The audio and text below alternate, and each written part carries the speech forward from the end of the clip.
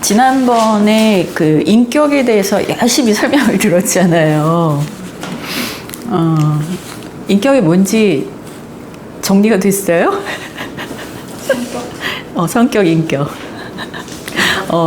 그래서 오늘 이 내용만 여러분들이 잘 들으면, 하나님이 이래서 인간에게 그 퍼스널리티를 주셨구나. 그 인격, 성격이 진짜 중요한 거구나. 그 주어졌다는 그 자체가 이제 그걸 알게 되실 거예요. 이 내용은 너무 중요하고, 너무 좋아. 자, 제가 천천히 읽으면서 설명드릴게요. 네 번째 줄에, 죄는 우주 시민권이 주는 최고의 의무와 임무를 깨닫지 못하면서 상대적으로 지고한 성격 의지의 자유에 현혹된 미숙함을 묘사한다. 그러니까 하나님께서 성격을 주시기는 했어요. 그러니까 이제 저는 이 성격을 창조적 자유의지라고 이제 설명을 하거든요. 그러니까 자유의지긴 자유의지인데 내가 내 존재를 어떤 식으로 드러내고 어떤 삶을 살 것인가 스스로, 그게 이제 창조하는 거잖아요. 없는 것에서 새로운 것들을 만들어내는데 그 창조 의식 가운데에 생각만 하는 게 아니라 그거를 어떤 방향으로 의지를 내서 그거를 실현시키는지, 그게 바로 이제 성격의 굉장히 중요한 기능, 역할이라고 보시면 돼요. 그래서 각자 나름의 그 모든 성격이 부여가 됐는데, 보면은 사람들마다 얼굴 생김새가 다 틀리잖아요. 그러니까 그 얼굴 생김새가 틀린 만큼 그 사람의 창조적 자유의지도 다 다르게 쓰고 있다라고 생각을 하시면 돼요. 그럼 여기서 이제 죄라는 것은 무엇이냐? 하나님이 주신 그 창조적 자유의지를 제대로 어떻게 써야 되는지를 모르는 그 불완전한 미숙함에서 생기는 게 죄야. 그럼 사실은 죄는 누구나 저지를 수 있다는 얘기예요. 왜? 모든 인간은 다 미숙하잖아요. 그렇죠? 그러니까 누군가 죄를 지었다고 해서 그 죄를 단죄하면 안 되는 거예요. 누구나 그 미숙함 속에서, 이 어리석음 속에서 죄를 누구나 저지를 수가 있어. 근데 이제 그 죄를 계속 저지른다. 그러면 그건 자기는 알고 이게 잘못됐다라는 걸 알고 저지르는 거기 때문에 이제 그때부터 말이 달라지죠. 그거는 이제 허용해주면 안 되는 거지. 예. 자, 그런데 여기에서 사악함이라고 이제 얘기를 해요. 그럼 사악함은 뭐냐? 유한한 영토에서 하나님과 한편이 되지 않은 모든 자아의 일시적 현실을 드러낸다. 오로지 피조물이 하나님과 한편이 됨에 따라서 우주에서 참으로 실제하게 된다.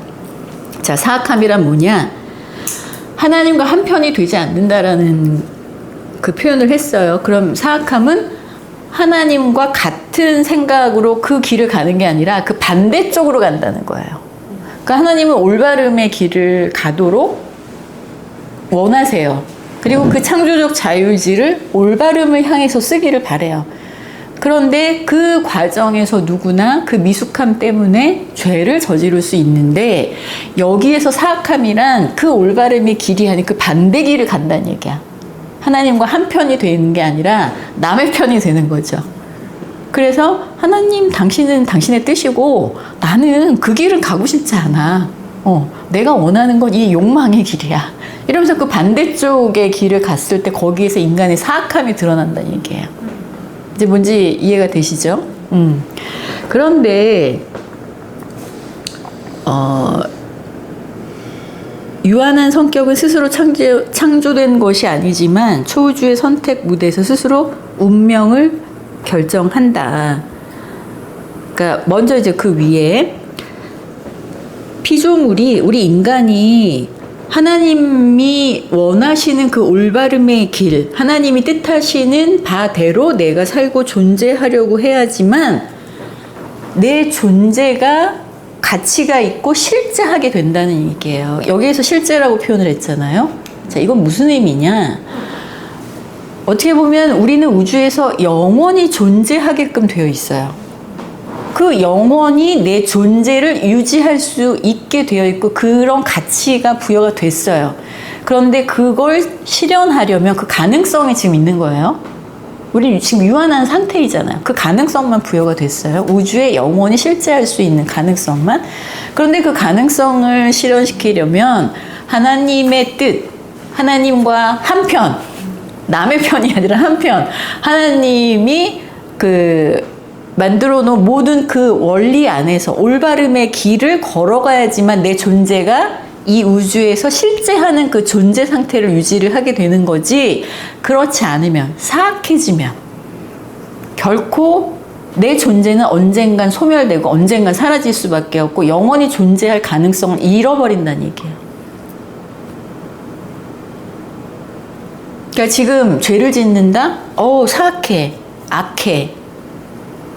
그걸 어떤 시각으로 바라봐야 되는지를 여러분들이 이 내용을 통해서 이제 좀 이해를 하시겠어요?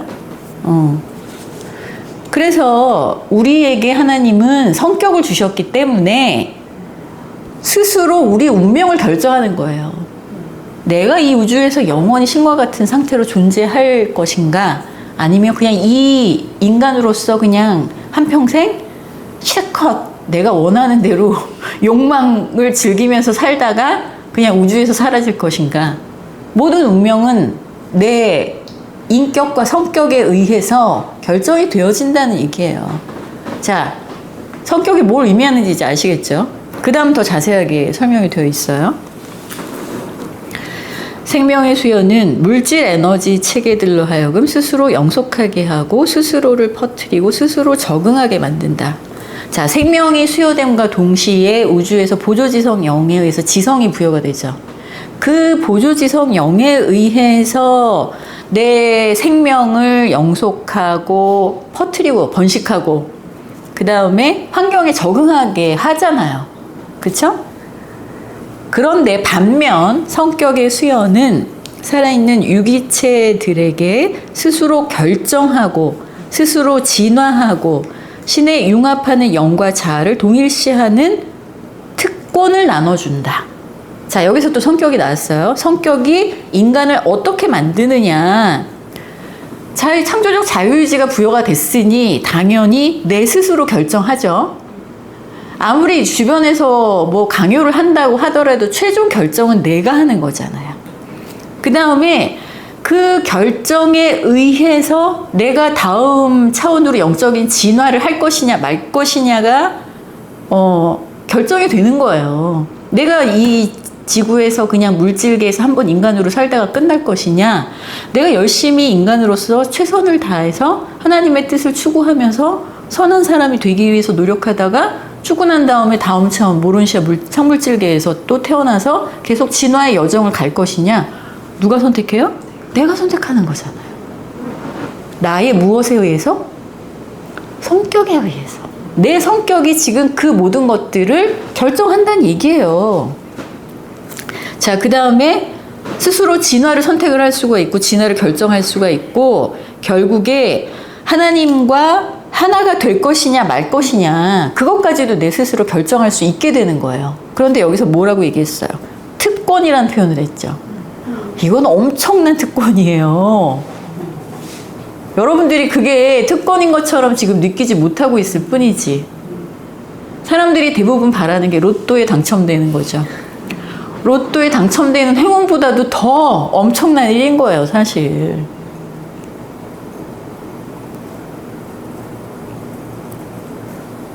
그러니까 하나님께서 인간에게 성품, 성격, 인격을 부여하셨다는 것은 그만큼 엄청난 기회를 우리에게 주셨다는 얘기죠. 그럼 여기에서 결국엔 나한테 주어진 창조적 자유의지를 내가 어느 방향으로 어떻게 쓸 것인가에 따라서 내 영혼의 미래, 이 우주에서의 존재 상태를 결정을 한다는 얘기예요. 자, 이제 성격, 인격이 이해가 가시죠? 뭔지? 자, 그 다음 달라 보세요. 성격 아래에 있고 살아있는 것들은 처음에는 물리적 통제자로서, 다음에는 보조지성 영으로서 에너지 물질을 활성화시키는 지성이 있음을 가리킨다.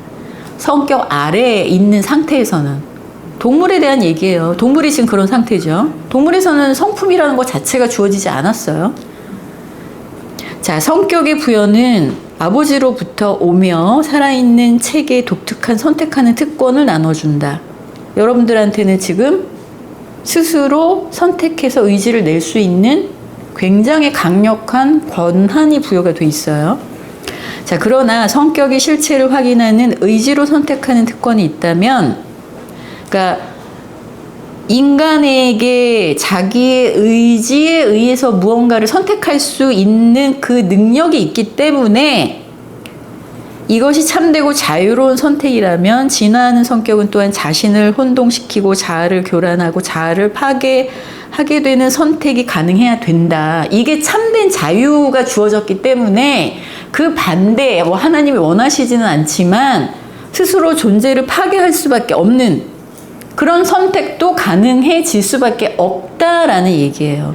그러니까 하나님은 악을 주신 게 아니야. 악을 만드신 게 아니에요. 하지만 이 인간에게 성품, 성격, 인격을 부여함으로 인해서 저절로 악의 가능성이 생겨버린 거죠. 자, 진화하는 성격이 유한한 의지를 행사하는데 참으로 자유롭게 되려면 우주에서 자아 파멸의 가능성은 피할 수 없다. 어쩔 수 없이 생기는 거예요. 왜? 하나님이 참된 자유를 주셨기 때문에 참되게 스스로 자유롭게 자신의 의지를 행사할 수 있도록 하셨기 때문에. 그러니까 불가결하게 생길 수밖에 없는 게 어둠이고 악인 거예요. 이 세상에서 어쩔 수가 없는 거예요. 그러니까 지금 이 얘기만 여러분들이 잘 받아들이시면 이 세상을 어떻게 이해해야 되는지도 좀 더 내 시야가 넓어지죠? 넓어져요? 당연히 넓어질 수밖에 없어. 왜 저 어둠이 생기는가? 왜 저런 악한 인간들이 생길 수밖에 없는가? 때로는 그게 두렵기도 하고 싫기도 하고 거부하기도 하고 그랬잖아요. 그런 게 아니라는 그런 시각으로 보기보다는 좀 더 넓게 통찰력을 가지고 영적인 세상에서 이것은 어쩔 수가 없고 저 인간 또한 너무나 불완전하고 무지하고 어리석기 때문에 저런 자신에게 주어진 자유의지를 저렇게 행사할 수밖에 없는 상태구나 라고 이해를 하셔야 돼요. 자, 그 다음 마지막 단락. 자, 따라서 하급 수준의 두루 성격이 선택하는 한계를 좁히면서 안전성이 늘어난다. 자, 여기에서는 어쩔 수 없이 선과 악이 공존할 수밖에 없지만 올라가면 올라갈수록 차원을 올라가면 올라갈수록 그 한계가 좁혀진다는 얘기예요. 어둠이 점점점 사라지고 선이 더 강해질 수밖에 없죠. 그러니까 자유의지가 부여가 되기는 했지만 그 차원이 올라가는 존재들은 자신이 그 자유의지를 하나님의 뜻에 어떻게 맞춰야 하는지를 점점점 더 명확하게 알기 시작하고 사실 그렇게 하면서 차원이 상승이 되는 거지 모르는 상태에선 차원 상승이 안 돼요. 그래서 여러 우주를 올라감에 따라서 선택은 갈수록 더 자유롭게 된다. 자, 하늘 가는 성격이 신성의 지위에 이르고 우주의 목적에 최고로 헌신하며 우주 지혜의 달성을 마치고 하나님의 뜻과 길과 피조물이 최종으로 동일시함을 성취할 때 그의 선택은 신의 자유에 접근한다. 아무리 자유롭기를 바라고 자유롭다고 하더라도 인간이 가진 자유는 한계가 있어요. 하지만 우리가 궁극의 신의 자유로움에 이룰 수가 있는데 그 신의 자유로움에 이르기 위해서는 어떻게 해야 되느냐? 우주의 목적, 하나님이 왜 이 우주를 만드셨는가? 거기에 자신이 헌신할 수 있어야 되는 거예요. 자, 여기에서는 야, 내가 뭘 원해? 너 원하는 게 뭐야? 뻔하잖아, 인간이 원하는 거. 거기에 모든 걸 다 헌신하잖아요. 우주의 목적과는 맞지 않는 것들이 너무 많아요. 인간이 바라는 것들 대부분이. 그런데 그 내 욕망을 내려놓고 우주가 생겨난 창조의 목적에 내 자신을 헌신할 수 있어야 되는 거예요. 진짜 여러분들이 신의 자유를 얻고자 한다면 그게 바로 존재의 자유예요. 그 다음에 그래서 내가 우주의 지혜를 달성을 하고 그 우주의 지혜가 어디서 와요? 벌써 내 안에 계신 하나님의 영으로부터 오는 거잖아요. 그럼 내가 그 지혜를 받을 준비가 돼 있어야 되잖아. 그쵸? 그리고 또 한 가지는 하나님의 뜻과 길에 최종으로, 그러니까 내가 하나님의 뜻과 내 뜻이 똑같아. 그렇게 돼야 된다는 얘기예요. 그렇게 될 수 있을 때, 그러니까 결국엔 여기에서는 나라고 하는 개체적 자의식이 가지고 있는 모든 의식을 하나님께 바칠 수 있어야 되는 거예요. 그래서 당신에 의해서 내가 살아있고 당신에 의해서 내가 존재할 수 있는 그 상태가 될 때, 그때 내가 궁극의 완전한 신성에 이르면서 완전한 신의 자유를 얻을 수 있다라는 얘기죠. 사실 인간이 대부분 원하는 게 뭐야? 자유, 평화, 행복이잖아요. 그래서 끊임없이 그걸 추구를 해요. 처음에는 물질적인 차원에서 내가 원하는 뭔가를 사면, 얻으면 내가 행복해지고 자유로워질 수 있지 않을까? 대부분 원하는 게 경제적인 자유는 그 자유를 통해서 내가 완전한 어떤 존재의 자유와 행복을 얻을 거라고 생각을 하잖아. 그런데 결국에 그 상황을 성취를 한 사람한테 가서 인터뷰 한번 해봅시다. 난 진짜 자유를 얻었어요. 그럴까요? 아니에요.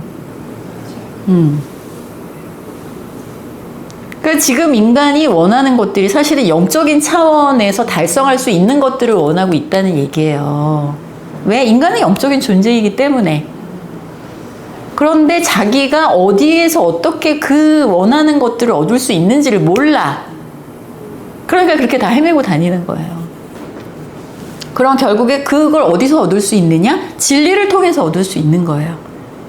결국엔 신이 계시다라는 것을 자각을 하고, 그 신이 왜 이 우주를 창조했고 나라는 인간을 만들어내서 지금 여기에서 살게 하시는가, 그 목적을 파악하지 않는 이상에는 인간이 원하는 것을 절대로 제대로 얻을 수가 없어요.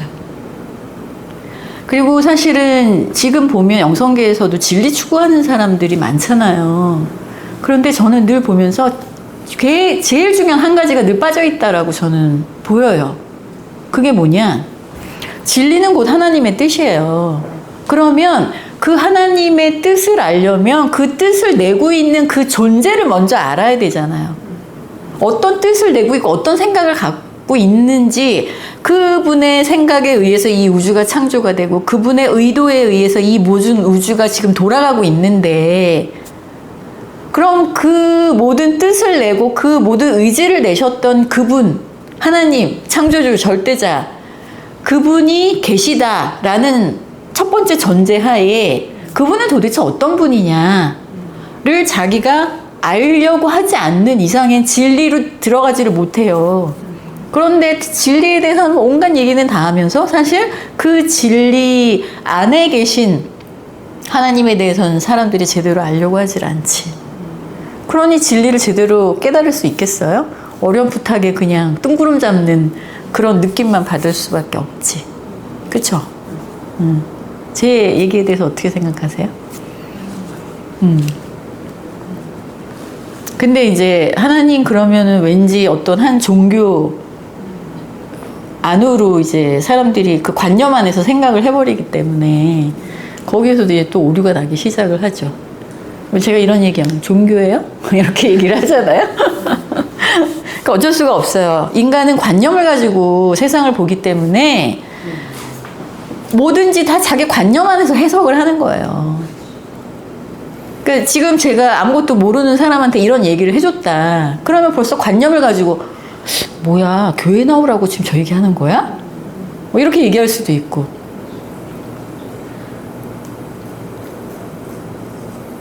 요즘 많이 달라진 거. 다행이죠, 그러면. 왜냐하면 지금 변화가 계속 그 관념을 깨트리게끔 세상이 변화하고 있기 때문에 과거의 관념 안에 계속 자신을 가두고 있는 사람들은 앞으로 살아남기 힘들어요. 여러 가지 면에서. 그리고 유란시아서도 얘기해요. 인간이 영적인 진화하는 데 있어서 가장 큰 방해가 관념, 선입견, 이기심, 뭐 이런 거. 왜냐하면 인간은 혼자서 그 하나님의 뜻을 알아내기 힘들어요. 그럼 누구의 도움을 받아요?